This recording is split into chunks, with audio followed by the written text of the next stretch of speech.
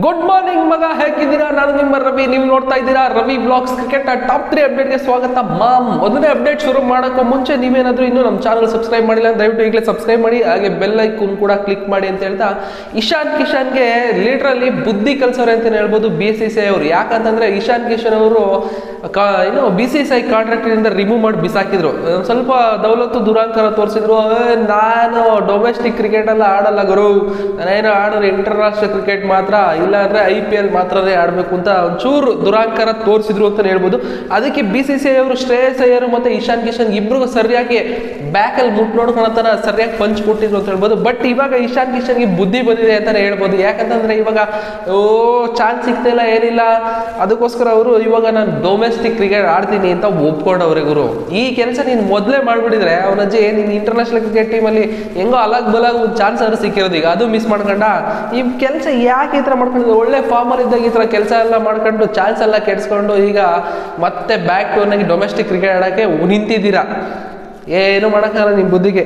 Update number 2 ಏನಂತಂದ್ರೆ ಮಗ, ಪಾಕಿಸ್ತಾನದವರು IPL ಎದುರಿಗೆ PSL ಅನ್ನ ಬೀಳಕ್ಕೆ ರೆಡಿ ಆಗವ್ರೆ.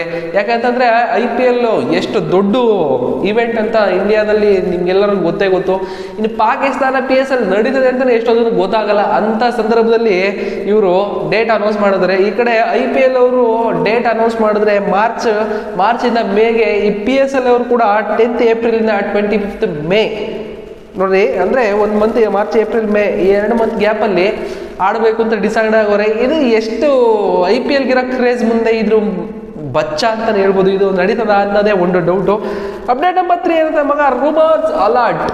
2025ಕ್ಕೆ MI ಅಲ್ಲಿ ಯಾರನ್ನ ರಿಟೇಷನ್ ಮಾಡ್ಕೊಂತಾರೆ, ಕ್ಯಾಪ್ಟನ್ಸಿ ಯಾರಿಗೆ ಕೊಟ್ಟವ್ರೆ, ಹಾರ್ದಿಕ್ ಪಾಂಡ್ಯ ಇಲ್ವೋ ಜಾಗ ಅಂತ ನೋಡೋದಾದ್ರೆ ರೂಮರ್ಸ್ ಬಂದಿರೋ ಪ್ರಕಾರ 4 ಜನನ ರಿಟೈನ್ ಮಾಡ್ಕೊಂತಾರೆ, ಒಬ್ಬನ ಕ್ಯಾಪ್ಟನ್ಸಿ ಮಾಡಿದ್ದಾರೆ ಕೂಡ ಚೇಂಜ್ ಮಾಡಬೇಕು ಅಂತ. ಹಂಗಂದ್ರೆ ಹಾರ್ದಿಕ್ ಪಾಂಡ್ಯ ಜಾಗ ಎಲ್ಲಿ ಮುಂಬೈಯಲ್ಲಿ ಅಂತ ನೋಡೋಣ. ಯಾರನ್ನ ರಿಟೈನ್ ಮಾಡ್ಕೊಂತಾರೆ? Literally Rohit Sharma, Bumrah, Suryakumar and Tilak Varma. Captaincy ಆಗಿ ಸೂರ್ಯಕುಮಾರ್ನ ಆಯ್ಕೆ ಮಾಡಿದ್ರೆ ಪಾಂಡ್ಯಗೆ ಜಾಗನೇ ಇಲ್ಲ ಗುರುಗರೆ.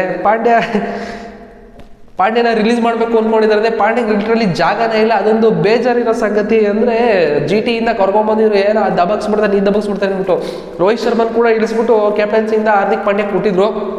ಬಟ್ ಇವಾಗ ಹಾರ್ದಿಕ್ ಪಾಂಡ್ಯನೇ ತೆಗಿಯೋದು ಚಾನ್ಸಸ್ ಇದೆ ಅಂತ ಬಸ್ ಹೇಳ್ತಾ ಇದೆ. ಇದನ್ನ ರೂಮರ್ಸು ಕನ್ಫರ್ಮ್ ಇಲ್ಲ. ಸೊ ಫೈನಲ್ ಆಗಿ ಇದಾಗಿತ್ತು ಇವತ್ತಿನ ಅಪ್ಡೇಟು. ಸಿಗೋಣ ಮುಂದಿನ ವಿಡಿಯೋದಲ್ಲಿ. ಬಾಯ್.